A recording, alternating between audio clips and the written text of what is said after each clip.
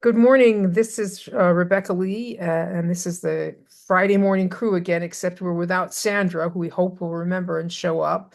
But I'm here with Brittany O'Neill, and we decided to choose as our subject today what it feels like to recover, which is I think people are going to find that a really interesting topic because a lot of people don't even know they're sick, actually. Isn't that true? But anyway, Brittany, what does that mean to you? You know, what it feels like to recover. You've got yourself to talk about, and you've got your children too, because you've been chelating them. So Yeah, recovering for my kids looks like, more sleep instead of struggling at bedtime. They kind of just go to bed. Like there's not even debate about when bedtime is, all the different routine things that have to be done before. It's just kind of part of their life now. And I know that's something a lot of parents struggle with. That's like the number yeah. one thing I see on social media, people complaining about, oh, they don't want to go to bed, or it takes an hour, or they go to bed, hours later. And, sleep's a big thing because I homeschool my kids, so I don't get to send them off to somebody else. Even if they're having a bad day, I am stuck with them all day. So, yeah, sleep is a big thing for my kids. For my youngest one, he's my biggest, he's got the most symptoms and the most struggles. So, more talking and more understanding when we talk to him has been a big one. We're able to ask him really basic, like one-step commands, and we're getting answers, or we're getting him to just do it without us asking multiple times, or even showing him how to do whatever it is we're asking. So the communication's getting better. It's a little slower, but communication is definitely a big one. How long have you been at this with your kids? I started in 2018 when I had found the kids group first, Yeah. and so but we had to take a break. So we started, and I realized that I was not well enough to even deal with chelating the youngest. So unfortunately, he got through about a dozen rounds maybe, and I had to stop. And then I had to endure his stall phase with no chelation. Oh gosh. and and that was chaos, absolute chaos. I couldn't take him anywhere. He cried and screamed when things didn't go his way, like massive meltdowns. I remember a meltdown he had at a lagoon one day, and I'm certain that the entire lagoon was watching us. He was just so upset. I took him out of the water to eat lunch, and he cried and he I thought cried you and were he a cried. terrible And mother. yeah, I did. I felt like a terrible mother, and I'm pretty sure people were looking at me like I was one.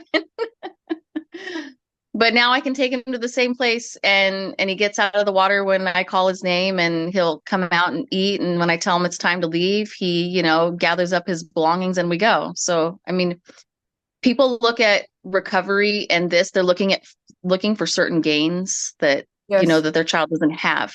And I tell people, it's not going to be all those things that you're looking for specifically. It's going to be all the small things in between. It's like the simple things of, they're a little more compliant when you say, hey, let's go. Or, they put their shoes on by themselves when you say it's time to go. My little one tries to take out the trash for us. It's small things beyond, language gains and, I mean, whatever else people are looking for, they're big struggles. Do you still have some big struggles left, you think? Like your children all have proper use of language? The little one doesn't. No, we still have a lot of language. Oh, and here he comes. Let's have a look. The little one, yeah, Oh, I'm gonna let him stay down here, and I'm gonna go upstairs. The little one has a lot of language missing for his age, okay. and but we're working on that. I mean, school helps with that. The various therapies he does, and But other than that, my oldest two Do you think he'd have an are a IEP lot better. if he were going to regular school? Would they give him an IEP? We Or do have an IEP because we use a public charter. okay. There we go. What's a Sorry. public what's He'll get really what's a, loud really fast. what's a public charter for your homeschool? In California, it's a charter school that does homeschooling, that allows homeschooling. So they allow us to use our tax dollars according, within guidelines of the state. We're allowed to spend the money to get curriculum, supplies, go on field trips, things like that. Okay. I didn't think California was really good at anything. I mean, it's got such I mean, people are sort That's of the only thing we're hating good at. California.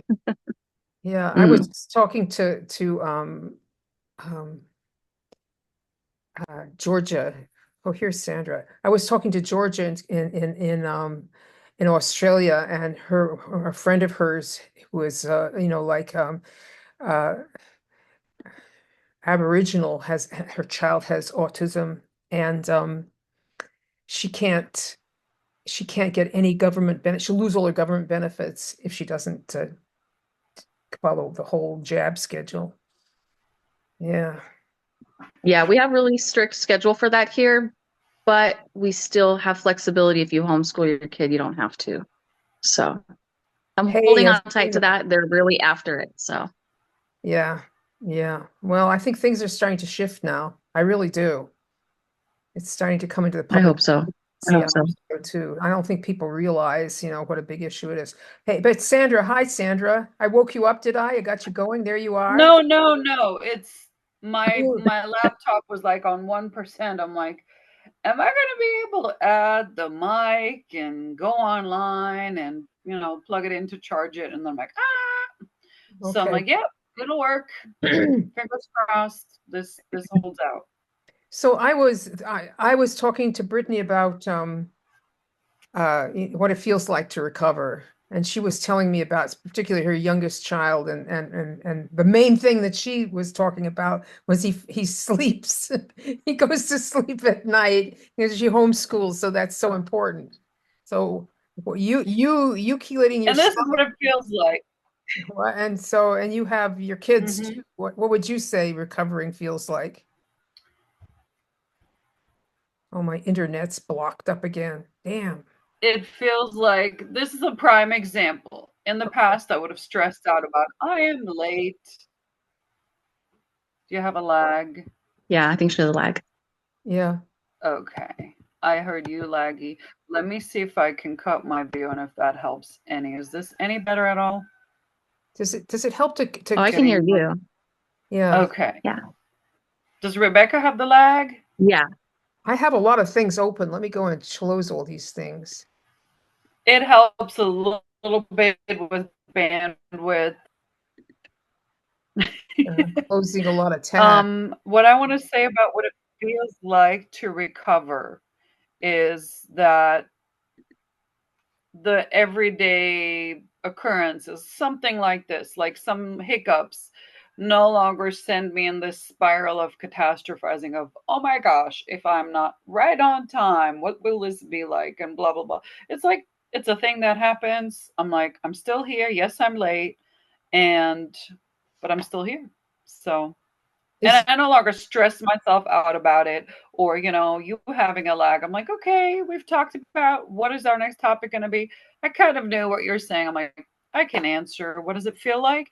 It feels freeing and so in a myriad of ways, in so many ways, from the psychological to the physical to the I have energy and at 7:30 decided to, hey, I'm going back to sleep for a little bit. And then I know I can get up and hop on this call only to come up here. Hey, I remembered my little code from my laptop. I'm like, yes, okay. And then I'm like, yeah, plug this in, 1% battery. I'm like, okay, what's next? We need the phone, the microphone plugged in because it's got the better audio. So it's like it's so much easier where's your to go picture? through all this. I don't see you. I turned the picture off in hopes that that will help Oh, with but the stop lagging. connectivity. Okay. Well, it seems to be Yeah. working now. And what has it meant for your Um, children to recover? oh gosh, for our family, it was a huge shift. Let me kick my There you video are. on. Yeah. For my family, it was a huge shift because here's this special needs kid where I have to help him navigate every social situation and explain it in detail. And now it's like, oh, he's just doing things with peers. And um, it was, I can't explain well, maybe I can. Having a special needs kids is like having the 0 to 5 age bracket for many more years because of the level of parenting they require. Uh-huh. And I think that's underestimated and underappreciated in the general population that does not, or not even general population by now. They're all special needs, it feels like at Almost times. all special needs kids now. Yeah. But a lot of let's say adults who do not have minor children in the house and are not in any way connected to special needs, they might just think, well, the first couple of years are stressful and after that it's easier to have children, like to parent them. And for special needs kids, it feels like that 0 to 5 doesn't really stop. It just continues as they get bigger as far as the level of care you have to put in, and from the medical to the emotional social learning. It's so many things where you're like almost, well, not almost, I think you end up overcompensating for your family, for your child, because of their deficits. And Yeah. then when you chelate them and they get better, it's like, whew, okay, here's this burden I can drop because my child can function better on their own. I Now they don't have to can, constantly run interference. I don't have to worry about, oh, what are they going to do in the social situation? It's just they're not less gonna stress. You know, no. you can sleep at night and you can wake up for those doses knowing, yes, one more step closer to, hey, my kids, who knows what this round's going to bring. It brings a new excitement. It actually gave me hope seeing my child within the first 3 months, even, the progress he had made. I'm like, whew, we can do this. Like, there's levels of stress coming off of you didn't even realize you carried until they come I up. bet. Yeah, yeah, yeah, yeah. So um repeating that with the other kids. I mean, with the youngest, I knew, I'm like, okay, the way we're going, I knew he definitely needed chelation, and he was the only, out of my 3 children, only my youngest met hair test counting rules. With the others, I knew of definite heavy metal exposures. So I was like, well, we're going to chelate. This is going to bring a benefit. And despite whatever the hair test not meeting counting rules, I didn't even get hung up on it. I'm like, Yeah. his symptoms and the hair test together, definitely the arsenic exposure was there. We had other known exposures, my amalgam fillings, living in old leaded housing. I mean, there were enough clues for me to say this is warranted. But then seeing the hair test of the youngest meeting counting rules, and I'm like, he's a baby. And it was upsetting. And then I also reached out to Tressie. I'm like, man. And she's like, well, you know what to do, kind You of a know what thing. to do. And Yes. and that was the blessing in all of it, that I'm like, okay, all right, another, in a way, disaster averted, because here was this kid at, 22 months. He's still basically very limited in his verbal tool set. He had 5 syllables, and that was for all the family members, including our dog and cat. So it was like, he had ma, ba was for his brother's first, I mean, yeah, a version of his brother's name. Pa was for Paul. Da was for dad and dog, depending on, which way that went. So it was like, I don't even think he had something for the cat, but it was da. Okay, da was dad and do was dog. There was our 5 syllables. Anyway, he didn't have a word for himself or something, but he knew the important creatures in his life, right? And then with chelation, when he had a new word approximation, it was like the heavens opened up for me. It happened to be my birthday too, so How it was soon did like how soon did best gift that ever. happen? How soon did that happen? How I long think it was like ago? a second round or something. It was very early on, 36 hours into the first or second round. I mean, it was like light switch. You're like, whoa. We've I been know. waiting for this for how long? Other toddlers are babbling at this point, giving you several word sentences, and here's my kid not responding when called from another room. I was like, okay. We had the lip tie fixed and the tongue tie lasered. Okay. And waiting. And then I'm like, okay, I will have to chelate this child. It just came down to we're doing this. What is this tongue tie thing? I never even heard of it Um, until it, recently. it relates to methylation and other midline defects. Um, it's basically it happens in utero. I mean, if Yeah. when the baby forms, the two sides meet, and my youngest had a posterior lip tie, and he had a tongue tie here. This frenulum deal, no frenulum. What I don't forgot what it's called. The little tissue between All right, the gums and the lip right, was right. really low, close to the gap of the teeth. And I had talked to a pediatrician who said, "No, it's fine. You're nursing, right?" He did. I had mastitis. It was horrible. I mean, so It the nurse, yes, he made did, nursing but he had issues with it. Let's put it made that way. nursing difficult. It made nursing difficult to have that. Oh yeah, and that's the thing with the tongue and a lip tie. It's the only surgical procedure where two people benefit. Like this baby's lip and tongue are released. He could latch on better, so that made nursing easier. It changed his smile actually, the way that worked because the lip was no longer tied here. Um, and then I knew before this was done at 13 months, I'm like, he could never get his tongue all the way out of his mouth because it's restricted, basically. It's restricting the tongue's movement anyway.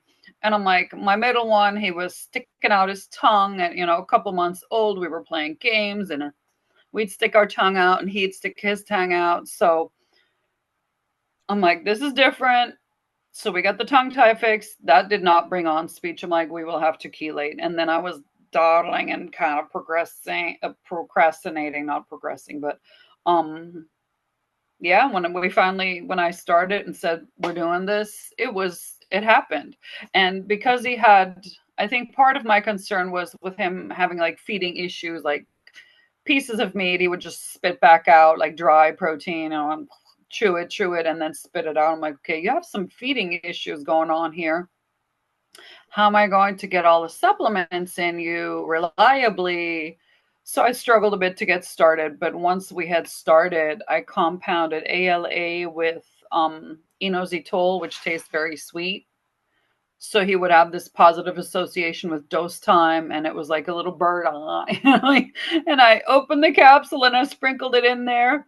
And then after what, 2 or 3 rounds of that, How many years have you done with this child? Does he do it again? I remember oh, seeing him as a great big boy driving a truck is what I saw.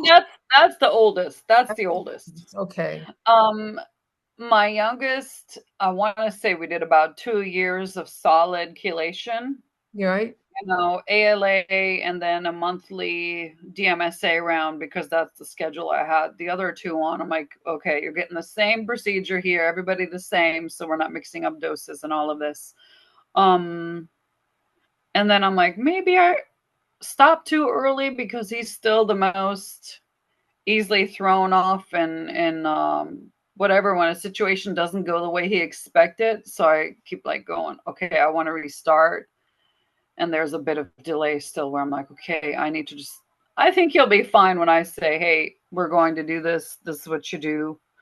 But yeah, that's a good question. I'm I gonna can ask Brittany explore on something. my It sounds like the But he's biggest verbal. I mean, he's my best reporter. When you ask of something happening, sorry, that, like he will describe something very factual. I mean, huge vocabulary, great reader. It's like what a relief. nobody would know he had a speech delay or anything like it.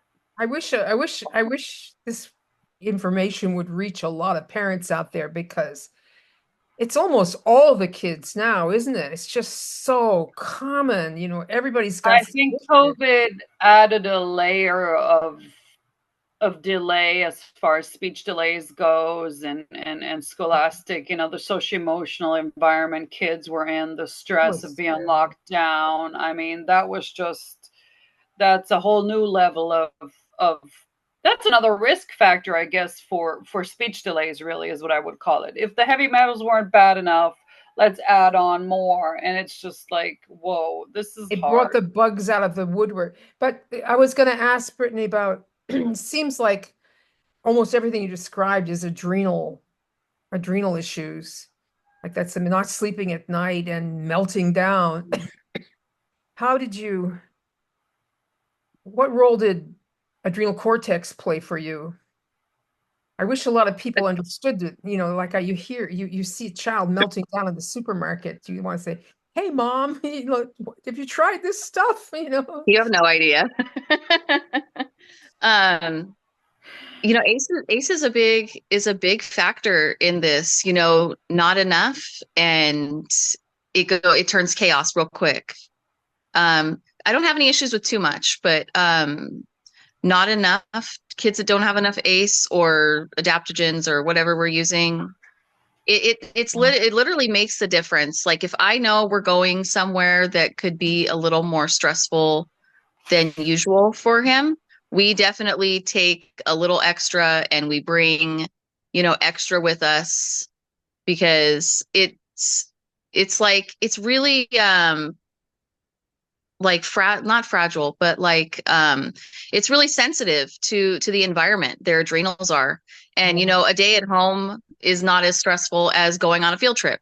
Like we went yesterday, and he wanted to fuss most of the day and tell me where we're going and what we're doing. And so it's like it's the little things, but I think ACE is really a core need. Yeah. We think of the core 4, but ACE is really a core. There should be a core 5. It should be, it should be like a mandatory item, because I think almost everybody needs it, and especially children. Yeah. They're so sensitive. Too, I guess. I call it the essential 4 plus, because most people need the plus. They need some extra. Yeah, I started adding it in for everybody. I mean, I mostly talk to adults, but I tell them, yeah, plus ACE and plus milk thistle and everything else for you. Yeah. It can't hurt you. I mean, it's really not just 4. It's more than 4. We need more than 4 items to survive this. Some people may need that extra lithium for a while. And I was thinking this too in preparation for this call, like taking my multivitamin. Yeah, okay. Nowadays, when I do a round, it's like, okay, you need to take some zinc, Sandra. But day to day, I'm like, yeah, I'm okay without. I'm not getting sick crazy. I'm like, whatever. And then I'm on a round. I need to get those 50 milligrams of zinc in. Definitely do it. Anyway, no matter. I would say with recovery is too that you may have this big stash of all the supplements, but it's easier to phase out. Like I haven't seen a lithium bottle in 3 years. I haven't needed it. I haven't wanted it. For you or for your kids, lithium? For me, and I would say for the kids too. I first started with my oldest because I started him chelating first, years before I started.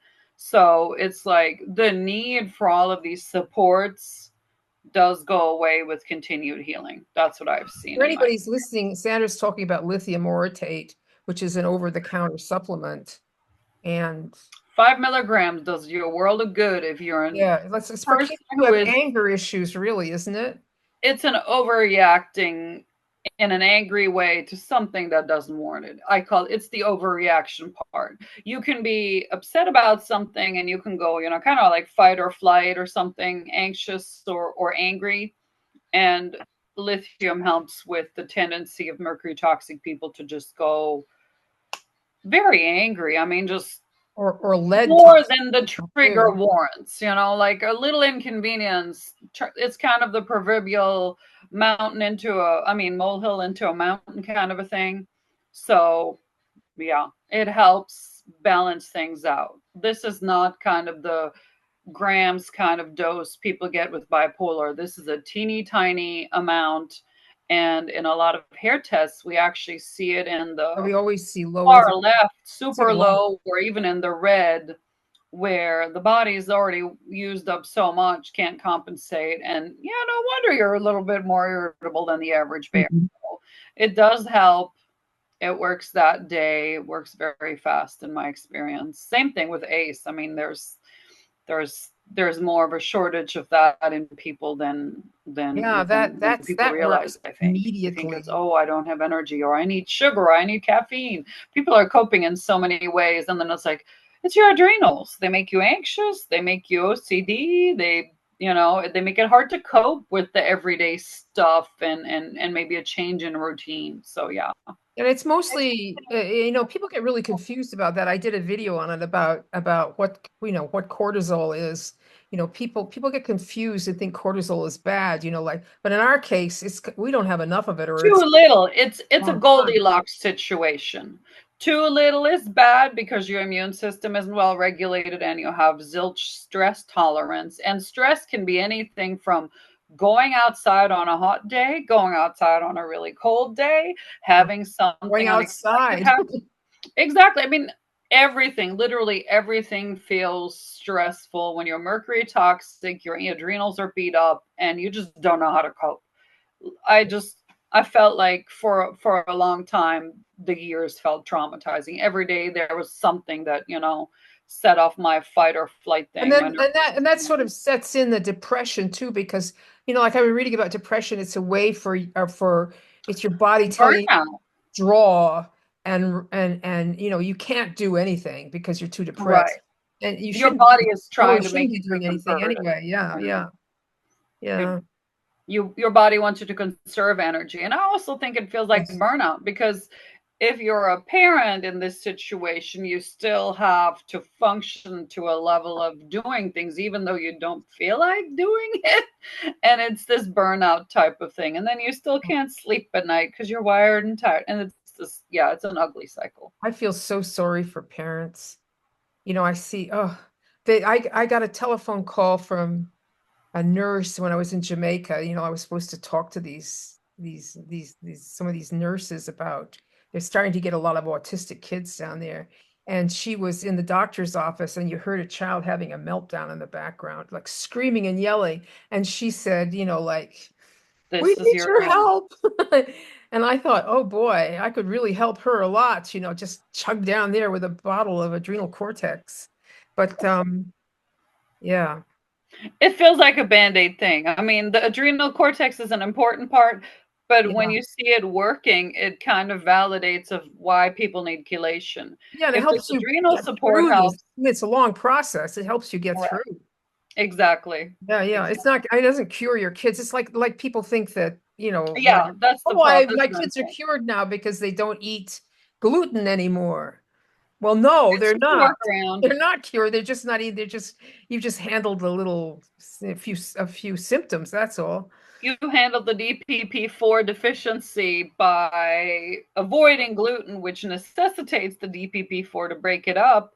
And then Got an enzyme, someone like Sandra? me learns that mercury blocks the enzymatic production of the DPP4. So it blocks that whole What is DPP4? Tell me. DPP4 is D-peptidyl.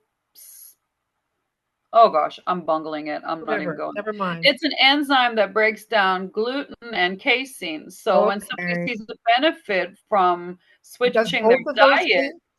both. It's an enzyme we make in different parts of our body, including the gut. But mercury, like I said, breaks, ends that or diminishes that pathway. So this I don't know if you can diminish a pathway. I feel like I'm still finding my words here, Well, I but mean, it's it's famous. I mean, it's famous for disabling enzymes, and there's lots of it different enzymes that do all kinds. exactly. And this is one of the one of the enzymes that also, pertains to digestion and especially the gluten and the casein. So when you remove that from the diet, it's literally just a workaround. To work around. And it's to me, if there isn't a family of celiac disease actually diagnosed genetic markers and all of this, then it's more of a flag that points to mercury. Yeah, but don't you So think celiac disease I mean, when I hear celiac disease, I think mercury too, but that's a genetic condition. It's an autoimmune condition. So again, we have the potential time, but you need the genetic marker, and you can't just, create the genetic marker through toxicity. I think maybe Okay. several generations ago that happened because mercury can mess with our So DNA. it sounds like It's pretty mercury sort annoying. of sets it off. Like you could go through life without It can be having it, but the gun pull. It can be the trigger puller. right, that's what Mercury they can be the call it. trigger puller But for it's a lot of autoimmune a diseases. different like it's a different path that it follows to give you that Right. DPP4. But It's here's the thing. autoimmune. It's an autoimmune thing. Mercury, yes, and mercury can just mimic a lot of those symptoms, just by knocking out the DPP4 production. So the result is the same. How do you treat a gluten intolerance and celiac? They get the same treatment, a gluten-free diet. It's the same. So Yeah, it's but like a Band-Aid solution. you can recover from the sensitivity one, yeah. The DPP4 might And start even working. there, I'm finding, you know what? The longer I stay away from gluten, and then even with taking gluten enzyme, I'm like, it's not worth the little coffee crap the next day. So, yeah, I'm not missing out. So, Brittany, what does recovery look like for you personally, or did I already ask that?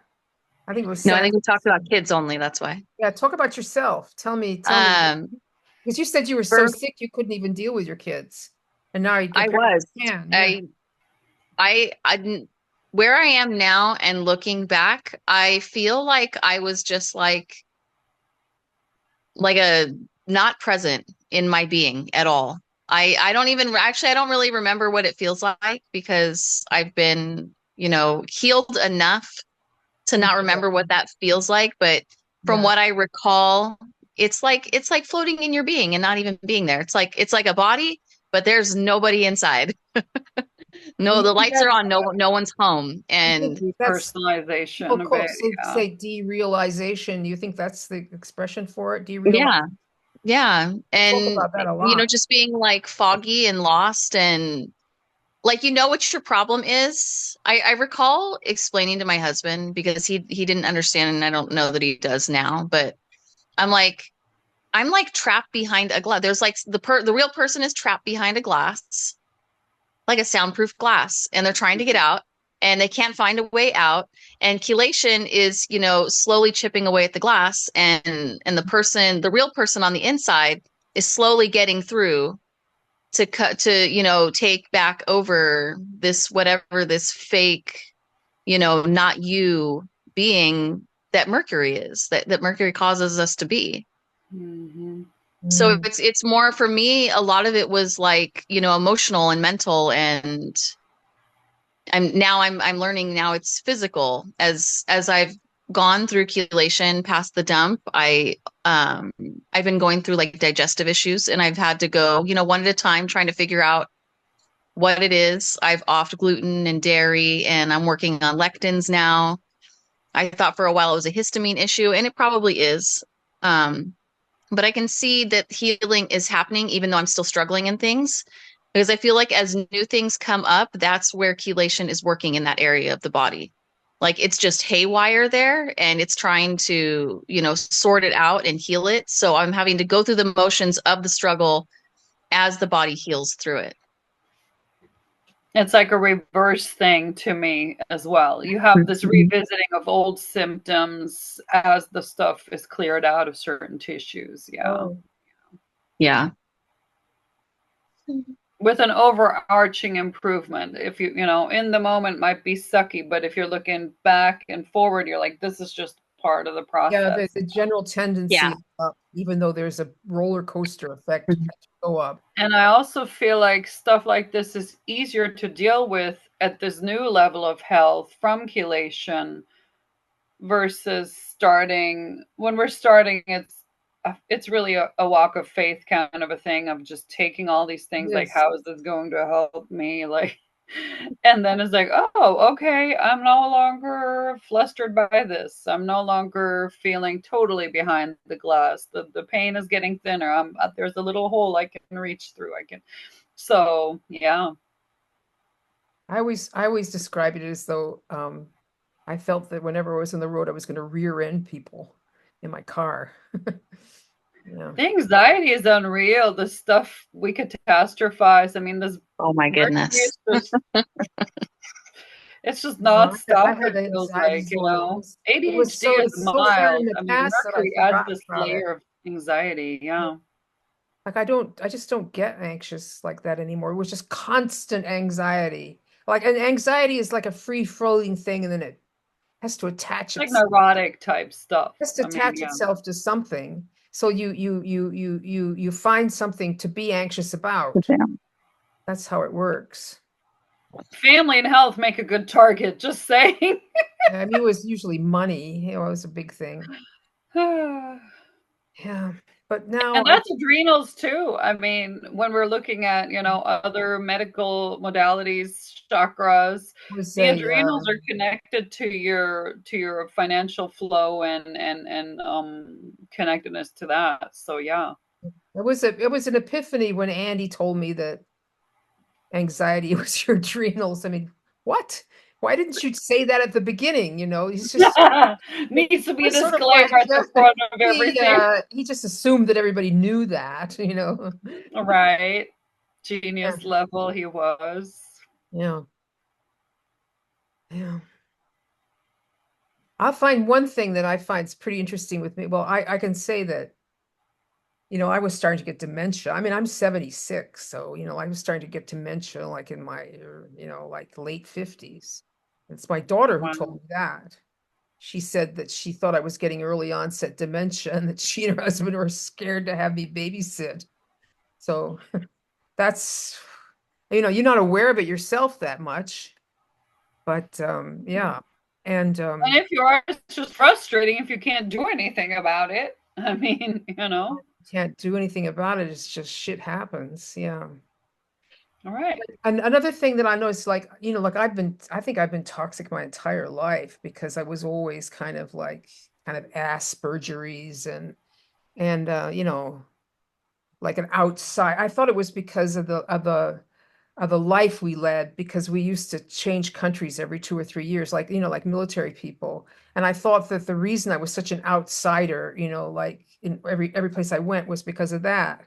But now I don't think so. I think it was because I was profoundly different from other people, and I was attracted to other people like myself. Like I used to hang out with weird, nerdy boys when I was 10, 11, and 12. That they were toxic too. And I remember Andy always used to say, um, we sure Toxic get a sweethearts. toxic sweeties, yeah. And then, when I moved up here to Vermont, I remember being attracted to these strange people, and hanging out with them. And now, no, I don't. I'm not attracted to those kind of people that at all anymore. It's not that and then they kind of irritate me because I see them as needing to chelate and they won't, or they don't, or, you know, they're kind of a little bit irritating to me, people who are like that. Yeah. So I think that you move into a whole other It's world. harder to tolerate as we get better. Yes. I think it also means it's easier for us to set boundaries to not tolerate that sort of behavior anymore or attract it into our lives because we're like, I'm different now. It's okay Wasn't to keep it wasn't that they boundaries and had to bad not let it affect behavior. us It's too just that they much. were, like extremely eccentric people. Yeah. And I used to hang out with very eccentric people and like them, like you're attracted because you're really eccentric. So you're like, like attracts like. Yeah. Right. Yeah. Hmm. Yeah. You had a little bit of laggy stuff in there, Yeah, a so little I bit don't of lag know going on what on. end Yeah, that yeah, is. yeah. Yeah. Did you see it too, Mhm. Brittany? Well, maybe this has been a really interesting conversation. Is there anything anybody else would like to add to, you know, I mean, I just imagine that some poor mother is going to be, surfing around in the internet and she's going to, glom onto this and, oh, On a Friday and late have night binge, trying to figure things out. yeah, it's really Yeah. confusing because there's so much There's a light at the end of the tunnel, I think. I tell people just jump in. Don't Yeah. overthink it. Don't sit here and get caught up in, does this hair test meet counting rules? Like, look at your child. Do you see something that doesn't look right, that you don't like? I mean, not like about the child, but don't like as far as development or where they're at. Like, that's all you need to know. Right. Jump in, Right and in. this Nothing to giant lose. community is here to walk that same journey with you. Yes, we'll help you. We'll help you And get through the it. protocol has been streamlined and optimized, and the safety guardrails Andy put there with the dosing amounts. Where I see the anxiety popping out for parents is when they're like, well, can I go even lower than the 8th milligram per pound dosage guideline? And it's like, that's already very conservative. And then you have on the other side, adults who are like, well, the kids start so low. And then I'm like, yeah, if you start at a kid's dose, you would be way higher than you are. You're lowballing yourself by trying to do these teeny tiny doses. The thing about adults is that sometimes, like the kids, anxiety keeps people trapped. Yeah, they've got the stamina of being little kids, in their favor. But some of us adults, I mean, you reach my age and you've been toxic since you were 8. I mean, there's a lot of stuff going on. And they Right. A lot of wear and tear has happened. Yeah. Yeah. But everybody would get better if they just do it. That's the goal. And ALA is an antioxidant. So if you're able to do ALA, it's like you're getting the dual benefit. Yes, you are. Yes, yes. I think I'll add some ALA to my round. I'm starting a lead round on Monday.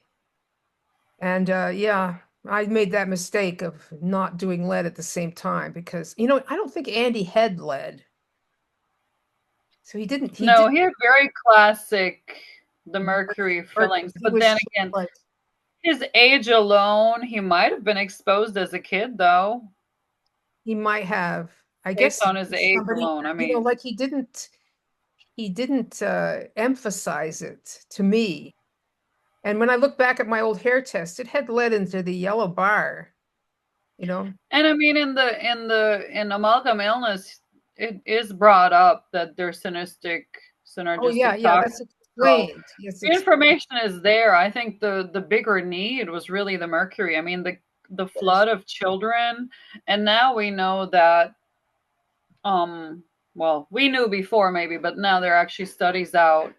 I want to say it was in either Egypt, definitely Middle East, about the children who have mercury and lead, that the lead makes for more pervasive nonverbal autism versus autism with some verbal abilities. The lead is the additional monkey wrench on top of mercury. So yeah, that is pretty terrible. And I really tell everybody now to do combo rounds if they can do them at all. If they can safely do it. It breaks my heart when there are parents from the Middle East who don't know where the exposure came from, and I'm assuming they're still living in some level of exposure simply because of the location they're in. And I just emphasize, do not use DMSA with ongoing exposure. It's like ending the exposure is the key thing. And, people move countries to or move cities and states to get away from exposures. And it's like, it may seem rash to some people from the outside, but I'm thinking, you're doing the best you can for your kid to improve things in the long run. Yeah. And it might look drastic, but it's for a good reason. So yes. Yeah, but so that they can do a blood test to see if there's current exposure. You think that's a really right. Yeah. Right. But then it's the detective work of finding is where it the that's dust coming outside? Is it, the drinking water? The drinking water can be remedied. People can get countertop filtration. You can do things, but it's still I mean, you can't put a kid in a bubble and have them walk around with the air filtration thing all day, every day. But the Some outside air can be some highly places polluted. they So, still have leaded gas. right. I think Egypt still has leaded gas Oh as well. gosh. So it's, and we know I want to say it was Texas, the study was like there was an old highway and then the kids that lived along the old highway ended up with more lead just from this old road and the lead that had been deposited Wasted. there. Yeah. And it's your environment. I mean, it's literally very physically, it's the air, soil, and water. In America, if you look at the mercury content of fish, it's not just ocean fish. It's your little lake fish too. If there's a coal-fired power plant upstream and that lake is fed by a river, there's mercury. Yeah. Yeah. I Well, didn't know add a little lipoic acid to my DMSA every 3 hours. I just feel every now and then, like a cleanup for, I mean, I did 10 years of lipoic acid. If I'd added DMSA, I'd be done with all this stuff. But I didn't. I just did straight lipoic acid the whole time. And now I'm stuck Hey, you at take it easy now 76 and do the occasional lead. DMSA round. Yeah, yeah. But I mean, it's kind of interesting. It's just a lot of these experiences I have, I feel that, it's like the universe explaining stuff to me so I can explain it to other people. Like, now Mm-hmm. like I've got lead isolated here, like, and that person online who Right. said, what are the symptoms of lead? Well, angry head. That is really, I was out there, I was on round and was walking down the street, and I just